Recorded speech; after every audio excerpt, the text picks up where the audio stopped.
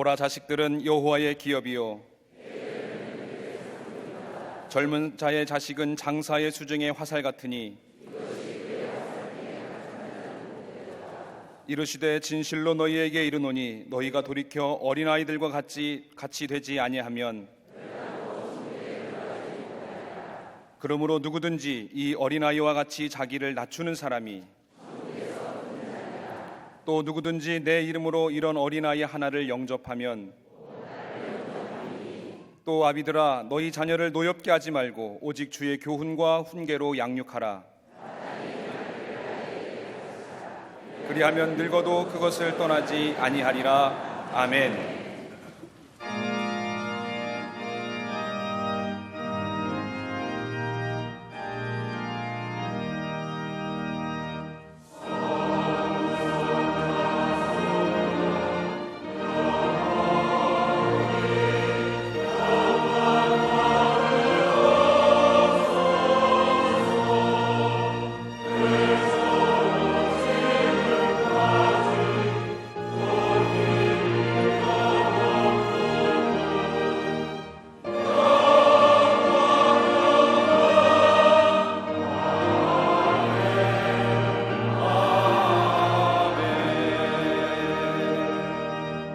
전능하사 천지를 만드신 하나님 아버지를 내가 믿사오며 그 외아들 우리 주 예수 그리스도를 믿사오니 이는 성령으로 잉태하사 동정녀 마리아에게 나시고 본디오 빌라도에게 고난을 받으사 십자가에 못 박혀 죽으시고 장사한 지 사흘 만에 죽은 자 가운데서 다시 살아나시며 하늘에 오르사 전능하신 하나님 우편에 앉아 계시다가 주로서 산자와 죽은 자를 심판하러 오시리라. 성령을 믿사오며 거룩한 공예와 성도가 서로 교통하는 것과 죄를 사하여 주시는 것과 몸이 다시 사는 것과 영원히 사는 것을 믿사옵나이다. 아멘.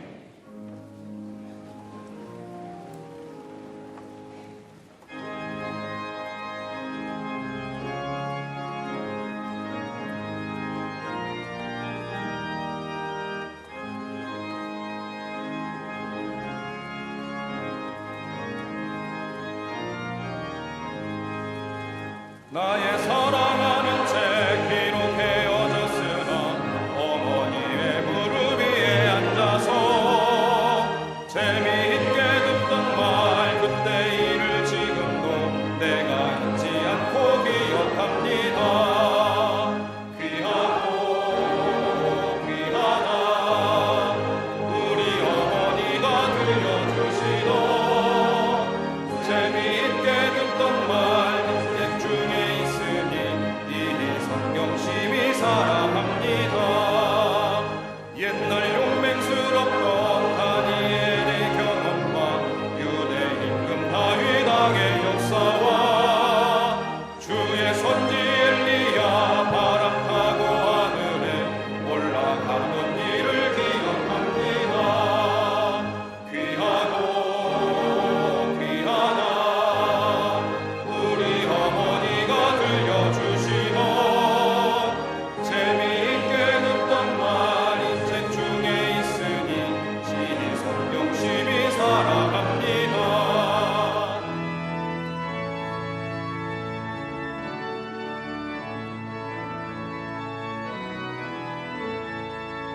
예수 세상 계실 때 많은 고생 당하고 십자가에 달려 죽임 당한 일 어머니가 읽으며 눈물 많이 흘린 것 지금까지 내가 기억합니다. 귀하고 귀하다 우리 어머니가 들려주시던 재미있게 듣던 말 이 책 중에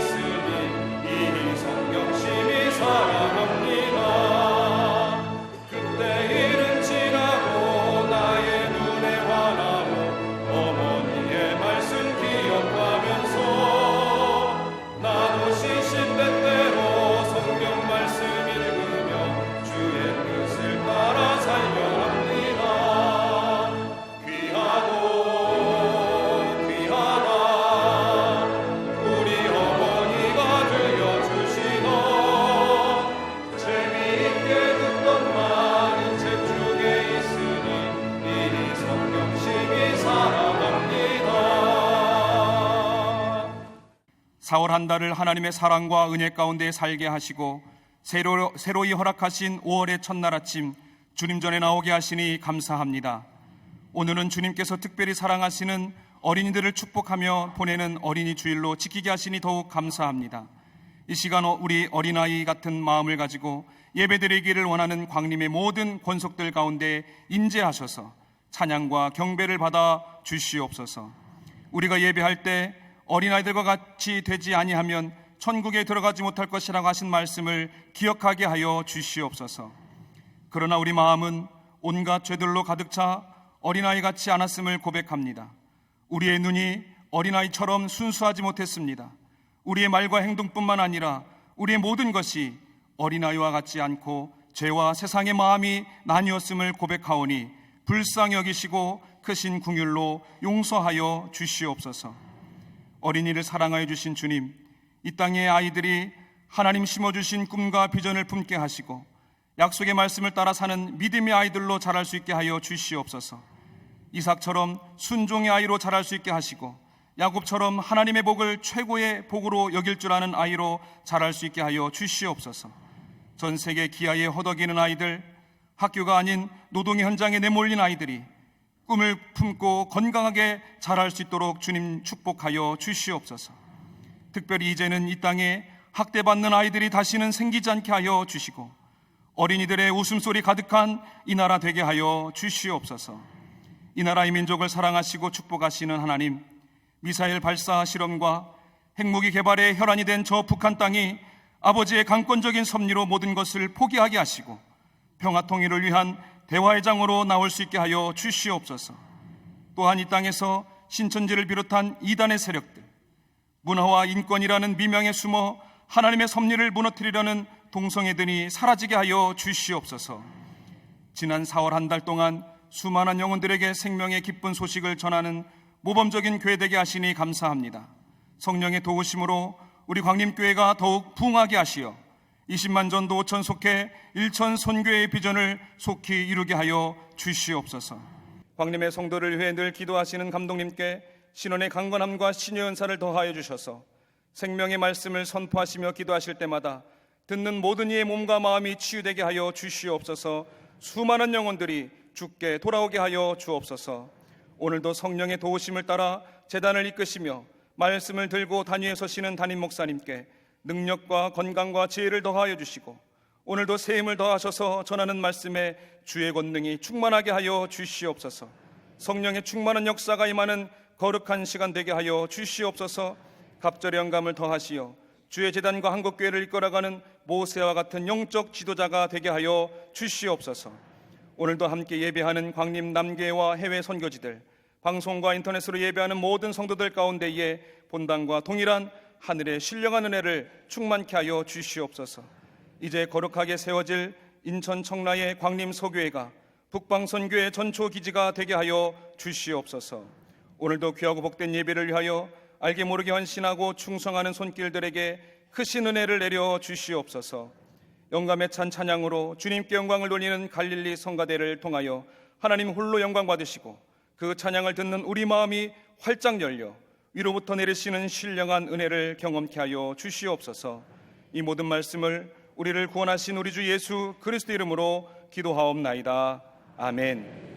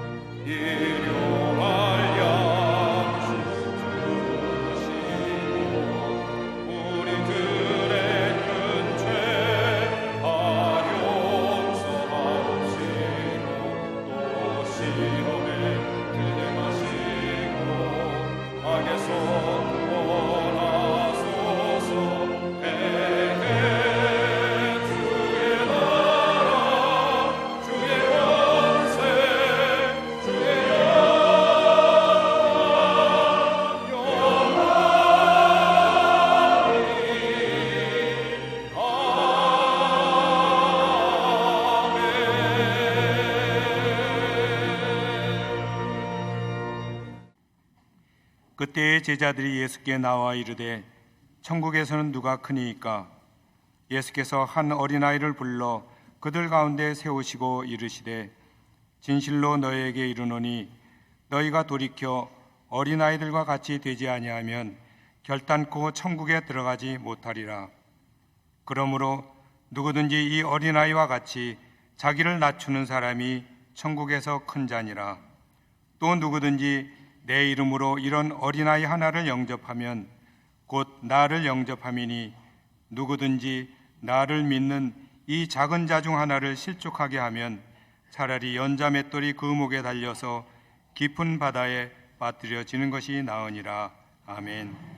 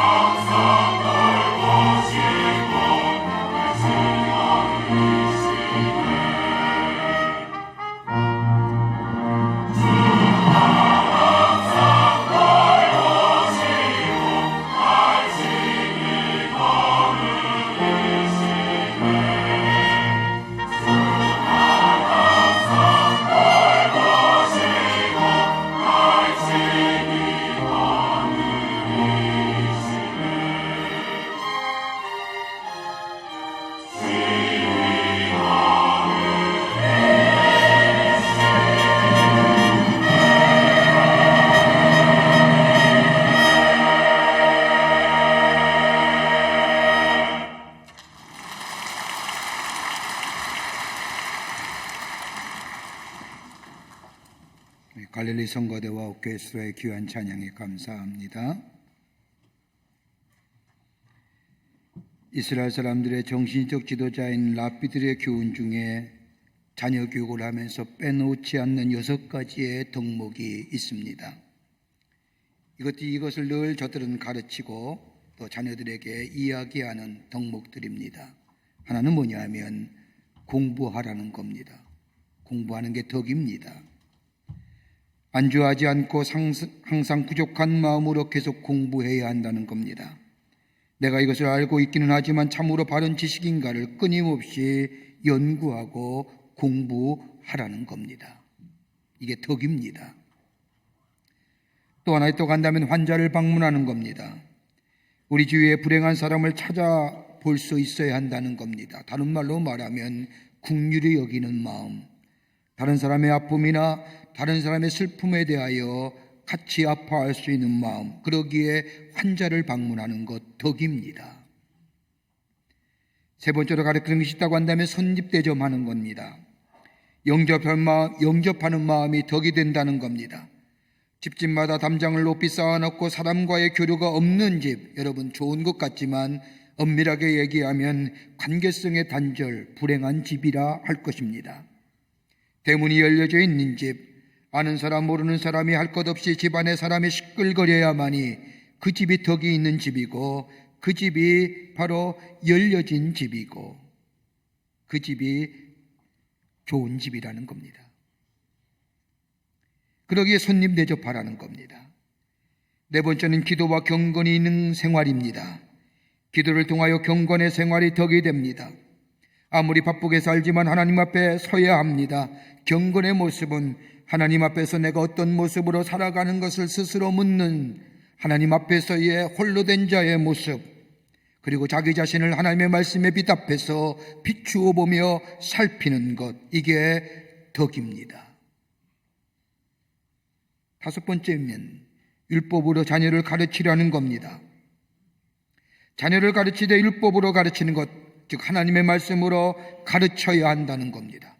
세상의 학문이나 지식이나 자신의 경험을 가지고 자신의 자녀들을 가리키는 것이 아니라 하나님의 말씀으로 가르쳐야 한다는 겁니다. 여섯 번째는 사람의 장점을 생각하라는 겁니다. 다른 사람을 볼 때에 좋은 점을 말하고 생각하라는 겁니다. 언제나 다른 사람의 단점이나 어두운 면을 생각하고 들춰내는 사람은 부도덕한 사람입니다. 덕 있는 사람은 남의 단점이나 허물을 보기보다는 장점 보며 좋은 점을 보며 생각하며 기뻐할 줄 아는 자, 이 덕 있는 사람입니다. 여러분, 우리나라처럼 자녀 교육에 대하여 관심이 많은 나라는 없을 겁니다. 자녀를 위한 마음 대단합니다. 그런데 문제가 하나 있습니다. 내가 자녀를 사랑하는데 정말 그 사랑이 바른 사랑인가? 깊게 생각해 볼 문제입니다. 윌리엄 로그본이라고 하는 교육학자는 말하기를 지금의 시대는 가정의 기능이 상실했다고 말하면서 적어도 하나님이 주신 가정에는 이런 기능이 있어야 하나님이 주신 가정이라 얘기합니다. 하나는 뭐냐? 경제적 기능입니다. 다 함께 더불어 먹고 사는 경제적 기능이 가정에 있어야 됩니다. 먹고 사는 것이 자녀들 교육에 뭐 그리 중요하느냐고 물을지 모르지만 어린 자녀들 잘 먹고 잘 성장하여야 합니다. 그러기에 가정에서의 경제적 기능 가운데 가장 원초적 기능이라 할 것입니다. 두 번째는 교육적 기능이 있어야 됩니다. 자녀들 배워야 합니다.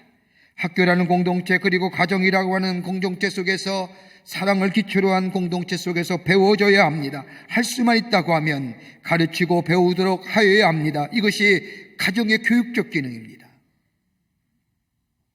또 하나 기능이 있다고 한다면 오락적 기능입니다. 가정에서 오락으로 얻어지는 감성의 기쁨이 있어야 한다는 겁니다. 공부만 강요해서는 안 됩니다. 아침에 일찍 나갔다가 저녁 밤늦게 돌아오는 것, 가정에서의 기쁨과 자녀와 부모와의 관계성 속에서 얻어지는 감성의 기쁨, 이거 누리지 못하는 것, 이거 불행하다 할 것입니다. 그러기에 가정에서는 관계성 속에서 얻어지는 기쁨, 감성의 기쁨, 즉 오락적 기능이 있어야 한다는 겁니다. 또 하나 있습니다. 가정에는 종교적 기능이 있어야 됩니다. 종교를 통하여 가치관을 세워나갑니다. 믿음을 통하여서 말씀과 예배를 통하여 경건한 생활을 배웁니다. 신앙을 통하여 신앙적 가치관이 생겨집니다. 부모의 신앙의 모습, 하나님을 섬기며 교회 사랑하는 모습을 통하여 어떤 모습으로 하나님을 섬겨야 되는가 그대로 보고 배웁니다. 이것보다 중요한 기능이 없다는 겁니다. 역사에 큰 일을 감당했던 사람들의 면면을 보십시오. 저들은 다 하나같이 가정에서 종교적 기능을 통하여 경건성과 더불어 하나님을 경외하는 신앙을 배웠습니다. 나이 들어서가 아니라 어려서부터였습니다.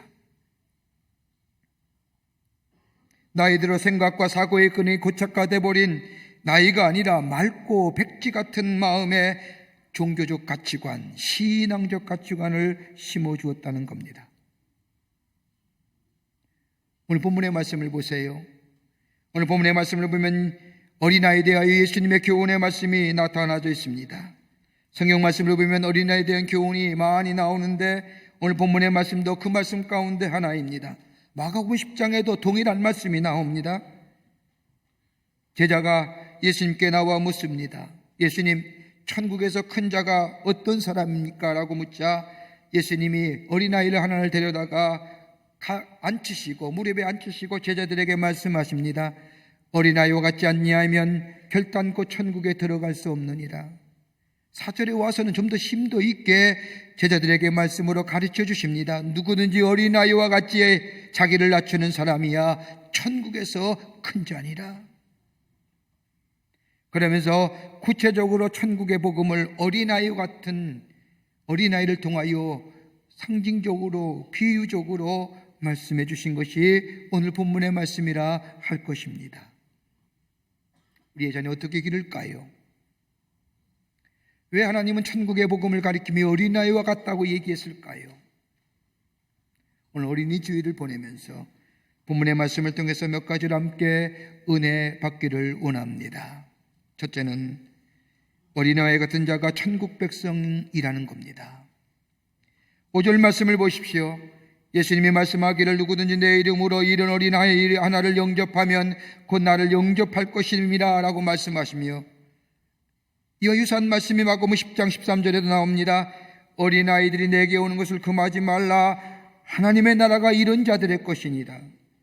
가만히 보면 우리 예수님은 어린아이의 특성을 잘 이해하셨던 것 같습니다. 하나님 나라는 어린아이와 같은 자가 들어가는 것이니라. 어린아이를 영접하면 나를 영접함이라. 어린아이같이 되지 않으면 하나님의 나라가 들어갈 수 없느니라. 여러분 왜 이렇게 얘기했을까요? 여러분 어린아이들의 공통점이 뭘까요? 어린아이 공통점은 몇 가지가 있습니다. 하나는 뭐냐? 어린아이는 겸손하다는 겁니다. 교만하지 않습니다. 배웠다고 가졌다고 다른 사람을 무시하지 않습니다. 같이 놉니다. 양보합니다. 다른 사람이 나보다 낫다고 생각하지 않고 내가 다른 사람보다 낫다고 절대로 생각하지 않습니다. 그러기에 비굴하지 않습니다. 겸손합니다. 더 나아가 어린아이에게는 순수함이 있습니다. 여러분 오병이어의 기적을 보십시오. 어린아이가 자기가 먹을 점심 식사 도시락 하나, 보리떡 5개와 물고기 2마리 예수님의 말씀에 순종하여 그대로 예수님께 드립니다. 하나님의 말씀을 들은 대로 그대로 행합니다. 자기가 먹기에도 부족한 음식이지만 예수님의 말씀에 순종하여 그 도시락을 예수님께 드립니다. 그 결과 5,000명이 먹고도 12광주리가 남는 역사가 일어납니다. 말씀 그대로 행합니다.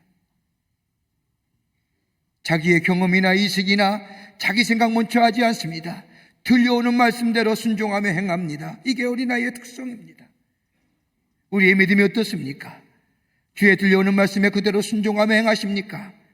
여러분 너무너무 자르고 제하는 게 많지 않은 건 아닙니까? 이 말씀은 나와 맞지 않는 말씀이고 이 말씀은 저 사람에게 하는 말씀이고 이건 내게 맞지 않는 말씀이고 나와 다른 말씀이라고 생각하며 들려오는 하나님의 말씀에 대하여 그대로 받아들이지 않는 거 아닙니까?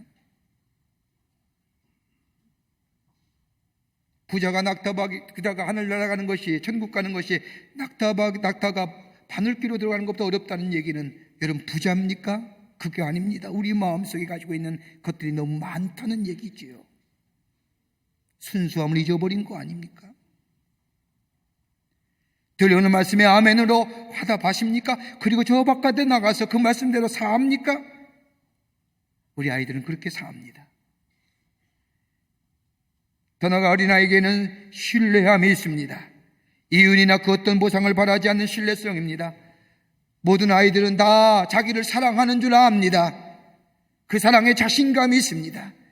절대로 굴복하지 않고 나약하지 않습니다. 누구든지 만나면 아저씨 이거 해주세요, 아줌마 이렇게 해주세요 라고 이야기합니다. 다름이 아니라 신뢰감입니다.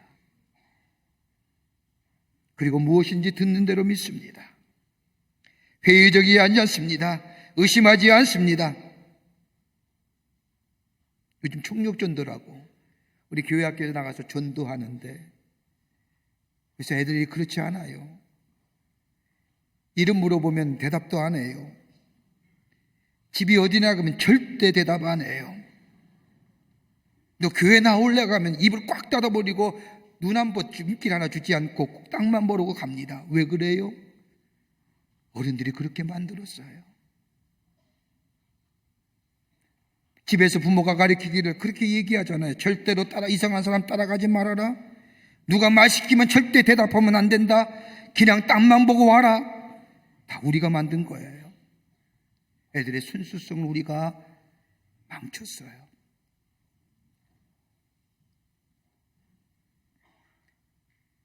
이런 아이들, 깨끗하고 순전하고 순수한 아이들, 이 어린아이와 같지 않으면 하나님 나라에 갈 수 없다는 거예요. 누구나 나아가는 나라가 아니에요. 이런 마음에 가진 자만이 하나님 나라에 갈 수 있다는 거예요. 이런 아이들, 이런 마음 가진 아이들 소중히 여기라는 거예요. 왜? 이런 아이들이 천국 백성이기 때문에. 이런 아이들 실족해 하지 말라는 겁니다. 실족시킨다는 것은 어린아이들 같은 심령 위에 어른의 이기적이고 탐욕적인 것으로 가르침으로 말미암아 죄 짓게 하지 말라는 겁니다.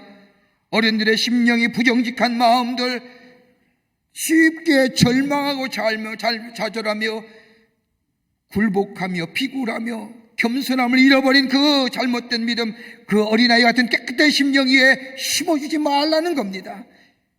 오히려 내가 돌이켜서 깨끗한 심령의 어린아이 같은 심령의 소유자 되만이 하나님 나라의 백성 될 수 있다는 겁니다.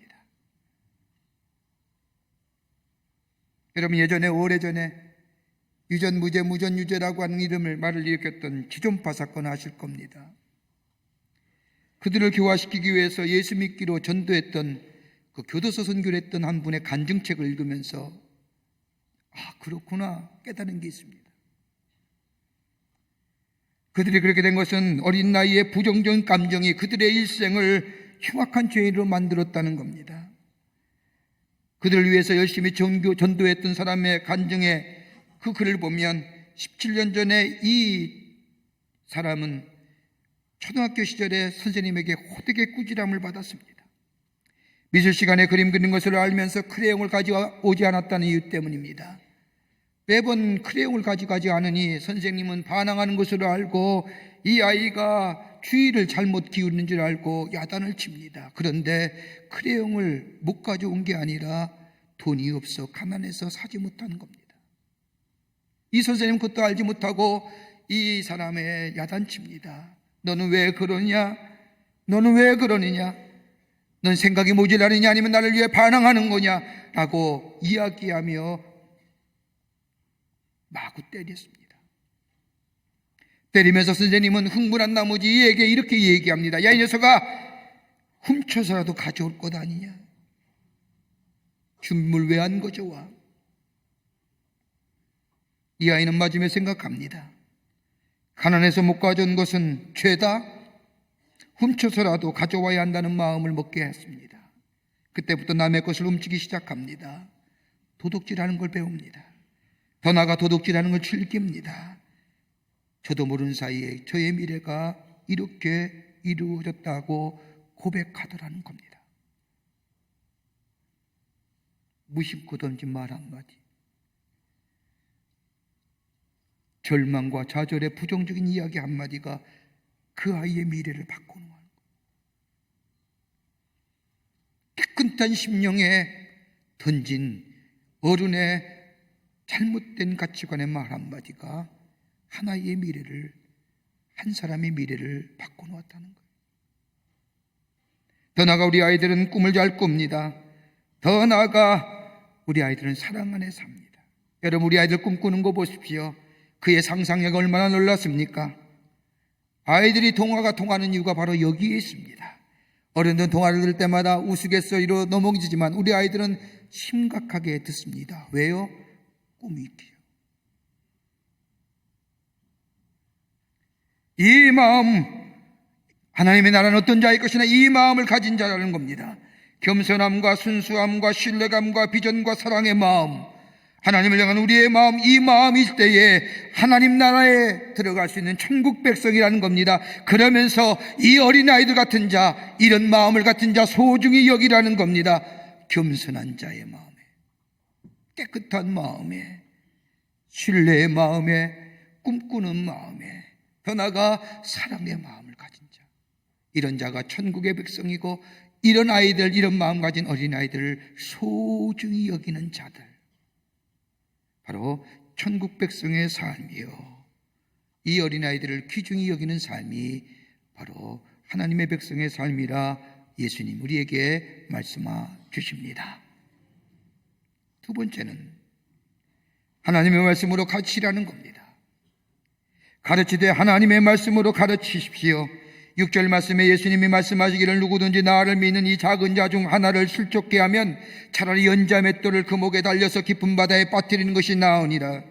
다른 말로 말하면 우리의 자녀들, 깨끗하고 겸손하고 순수하고 꿈이 많고 그리고 나아가 사랑의 마음 갖는 우리의 자녀들, 어린 자녀들 실족하게 하지 말라는 겁니다. 실족하게 한다는 것은 마음에 상처 준다는 겁니다. 더 나아가 상처가 승화되어 실망과 좌절을 주지 말라는 겁니다. 다시 말하여 어린아이의 마음에 실족해 하는 자 죽으라는 예수님의 준엄한 경고의 말씀입니다. 여러분, 요즘 우리 사이에 일어난 여러 가지 많은 일들을 보십시오. 우리의 자녀들, 하나님 우리 가정에 귀한 선물로 주신 자녀들, 그 자녀가 미움과 증오의 대상이 되는 모습을 보면서 가슴이 아픕니다.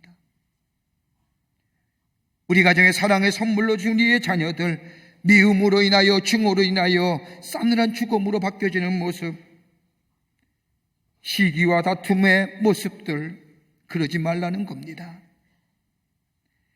교육학자에 의하면 교육이라는 것은 다른 것이 아니라 모방교육이라고 얘기합니다. 제 아무리 거창하고 엄청난 교육 철학이라 해도 결국은 모방이라는 겁니다. 듣고 보고 느끼고 경험하고, 이게 교육입니다. 그래서 현대 교육에 있어서 가장 강조하는 것이 있다고 한다면 삶으로 보여주는 교육, 라이프 스타일 에듀케이션입니다. 삶으로 보여주는 교육, 삶의 자세에 가장 효과적인 것이 바로 교육 방법이라는 겁니다. 신앙도 마찬가지입니다. 우리의 자녀들 향하여 신앙의 모습, 기도해라, 말씀을 들으라 라고 얘기하지 않아도 내가 스스로 기도하며 말씀 보는 삶이 내 삶에 거룩한 습관화되어질 때 우리의 자녀들은 그대로 배웁니다. 우리 자녀들에게 기도해야 되느니라, 말씀 봐야 되느니라, 하나님과 함께 동행하는 삶을 살아야 되느니라 강조 안 해도 내가 스스로가 그런 삶으로 살아갈 때 우리의 자녀들은 그대로 보고 배웁니다. 이게 모방교육이라는 거예요. 우리의 말도 마찬가지입니다. 여러분, 그 자녀의 말 한마디, 하는 말 한마디가 그 가정에 쓰는 언어와 그 가정에 쓰는 단어를 알 수 있습니다. 집에서 욕 많이 하는 애 밖에 나와서 욕합니다. 집에서 부정적인 얘기하며 들으며 자란 아이 밖에 나오면 분명히 다른 사람을 향하여 비판과 부정적입니다. 집안에서 늘 죽겠다라고 얘기하며 염세적이고 비관적인 삶을 사는 가정의 자녀들 밖에 나오면 그대로 입에 나오는 얘기, 우리 부모가 한 얘기 그대로 얘기합니다. 그러기에 데이빗 스튜어트라고 하는 교육학자는 부모는 교사다라고 얘기하며 자녀 교육 잘하기를 원하느냐? 먼저 부모가 되라는 거예요. 부모라는 거 잊지 말라는 거예요. 나는 자녀 부모라는 거예요. 내가 부모라는 것을 잊어버리기 위해 내가 막 생각하고 막 대한다는 거예요. 내 자녀가 보고 있다는, 나는 보고 있다는 부모라고 하는 생각을 늘 잊지 말고 생각하며 살라는 거예요. 그러면 우리의 자녀들은 내가 하는 일 보고 내가 하는 말 듣고 제대로 성장할 수 있다는 거예요. 인류 역사상 가장 최악의 사건이라고 했다면 2차 세계대전 가운데 히틀러가 600만의 유대인을 죽인 겁니다. 어떻게 생업에 종사하는 유대인을 600만이나 데려놓고 다 죽였을까요?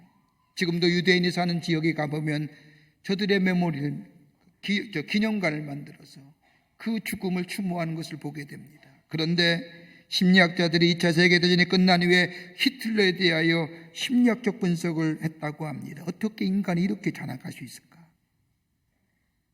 근데 문제를 들여다보니까 가장 근본적인 문제는 히틀러의 가정의 문제였답니다. 히틀러 아버지는 행상을 하는 사람이었다고 합니다. 여기저기 다니면서 장사를 해서 늘 집을 비웠다고 합니다. 물건을 다 팔 때까지 집에 돌아오지 않았습니다. 일주일이든 한 달이든 1년이든 좋습니다. 돌아다니다가 물건이 다 팔리면 가끔씩 집에 돌아왔습니다. 집을 지키고 있는 그의 아내 히틀러의 어머니는 외로움을 견디다 못해서 그만 부정한 생활을 합니다. 돈이 많고 타락한 유대 사람, 돈 많은 유대 사람, 권세가 있는 유대 사람들과 불륜의 관계를 맺습니다. 그것을 히틀러가 보고 자란 거예요. 아들 히틀러가 눈물로 그러지 말라고 어머니를 말립니다. 그럼에도 불구하고 히틀러의 어머니는 집에서 돈 많은 유대 사람과 불륜의 관계를 하다가 히틀러에게 들킵니다. 보세요. 얼마나 유대인을 미워했겠어요. 죽이고 싶었을 겁니다. 결국 히틀러가 힘을 갖는 날 유대 사람을 죽인 겁니다. 그것도 600만이라고 하는 어마어마한 숫자의 유대인들을 죽여버렸습니다. 민족적 우월성을 증명하기 위해서요? 아니에요. 심리학자들은 과거의 수치와 상처를 보복이라는 것으로 갚기 위해서 그 일 민족적 우월성이라고 한 것을 핑계로 죽였다는 거예요.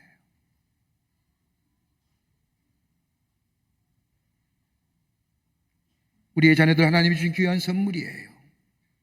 내가 먼저 부모가 되는 거예요. 내가 하나님 앞에서 하나님의 자녀 되는 거예요. 내 지식이나 내 경험이나 내 이성, 그것 가지고 우리의 자녀를 기르는 것이 아니라 내가 먼저 부모화 되고 내가 먼저 하나님의 자녀화 되는, 그래서 하나님의 말씀에 비추어서 그 말씀에 대로 내 삶 속에 순종하며 내 입에서 하나님의 말씀과 기도와 그리고 긍정의 말이 내 입에서 나오게 될 때 우리의 자녀는 저절로 주의 은혜 안에서 주의 축복을 받는 자녀로 성장하는 거예요.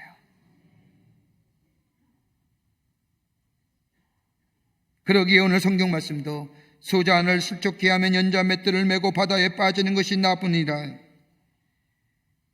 비판하거나 부정적인 이야기 여러분 하지 말고 긍정의 이야기, 주의 말씀, 기도, 감사의 표현들이 우리 안에서 나오고 내 자신 스스로가 부모라고 하는 이 부모와의 마음 잊지 않고 하나님의 자녀로서요 이 땅에 살게 때 우리의 자녀들은 저절로 주의 말씀 안에 거하는 자녀요, 자라는 자녀요, 약속의 복된 자녀 될 줄 믿습니다.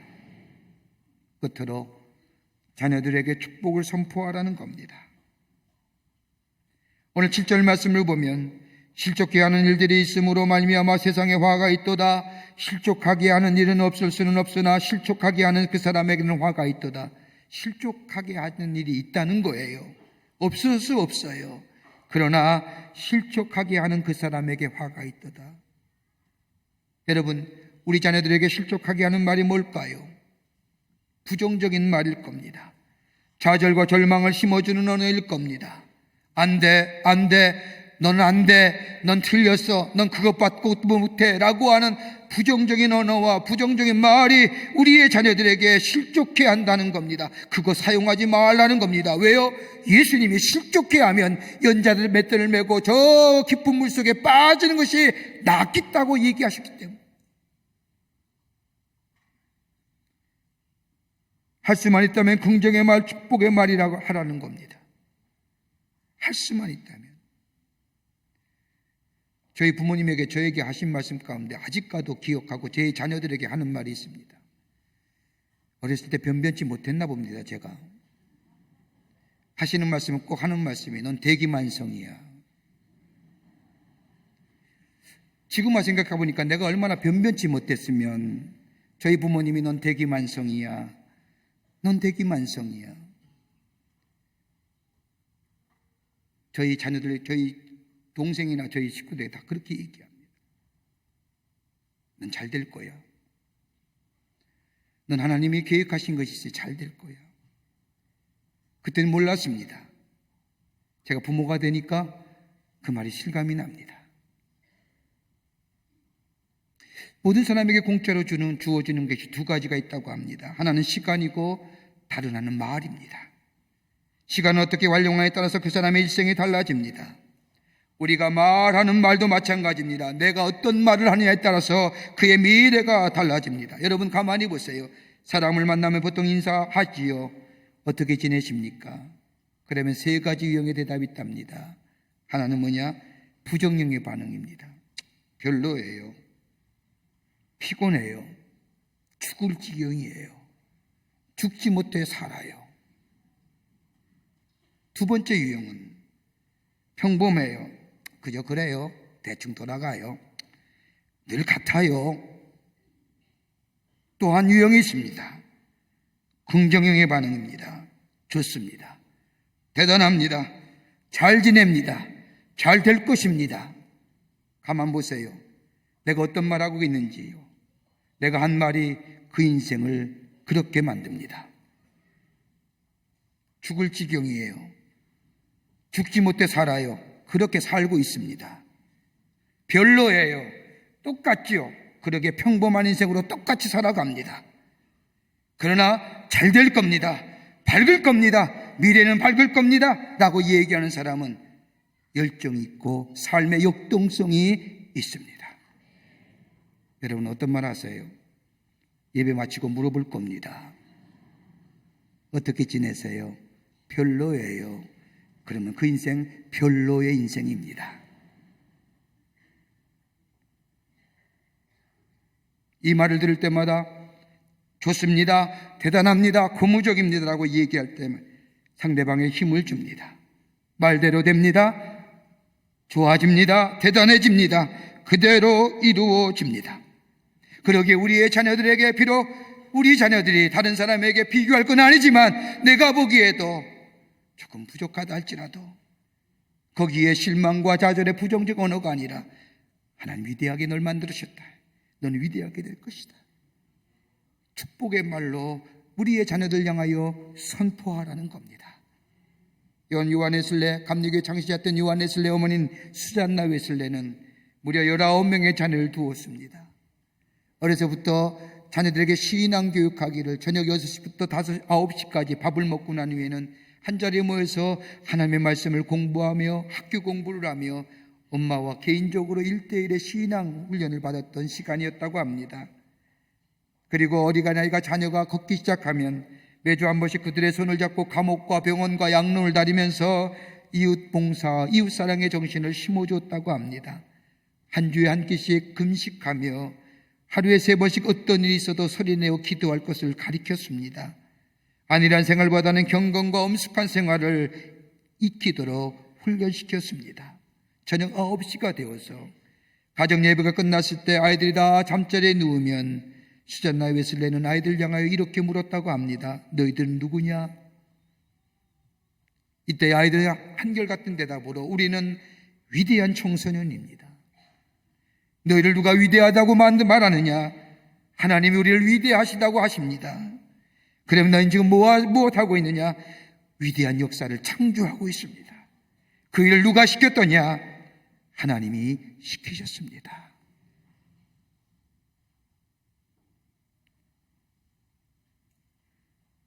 우리 아이들 하나님이 우리에게 주신 아름다운 선물입니다. 우리의 소유가 아닙니다. 여러분 우리의 자녀들에게 내 아들 내 딸이라고 넌 안 돼, 넌 돼 이렇게 얘기할 자격 없습니다. 하나님 우리에게 주신 귀한 선물이요 청지기 사명을 가지고 양육해야 할 사명이 우리에 있는 겁니다. 그러기에 주의 말로 축복하십시오. 하나님의 말로 축복해 주십시오. 하나님 우리에게 그 위임, 그 직임을 우리에게 주셨습니다. 하나님 우리에게 주신 것들 부정하며 부정의 말로 그리고 잘못된 말로 얘기하는 게 아니라 긍정의 말로 하나님의 말씀으로 우리의 자녀를 위해 축복하는 자들 때 우리의 자녀는 하나님의 복된 자녀로 하나님이 계획하신 위대한 일을 이루어가는 하나님 나라의 복된 자녀가 될 줄 믿습니다. 이런 가정 되시길 바랍니다. 이래서 하나님의 축복을 누리며 믿음의 가문과 은혜의 후손의 삶을 이어가시는 여러분과 저와 되시기를 주의 이름으로 축원합니다. 하나님 감사합니다. 저희들 사랑해 주셔서 하나님 귀한 가정 허락해 주심에 감사합니다.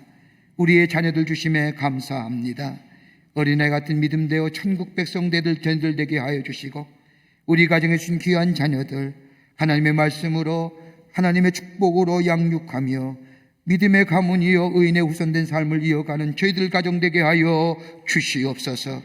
우리의 자녀들 믿음 안에서 자라게 하시고 하나님의 위대한 일을 이루어 나가는 아름답고도 복된 자녀 되게 축복하여 주시옵소서. 감사하오며 예수님의 이름으로 기도하옵나이다. 아멘.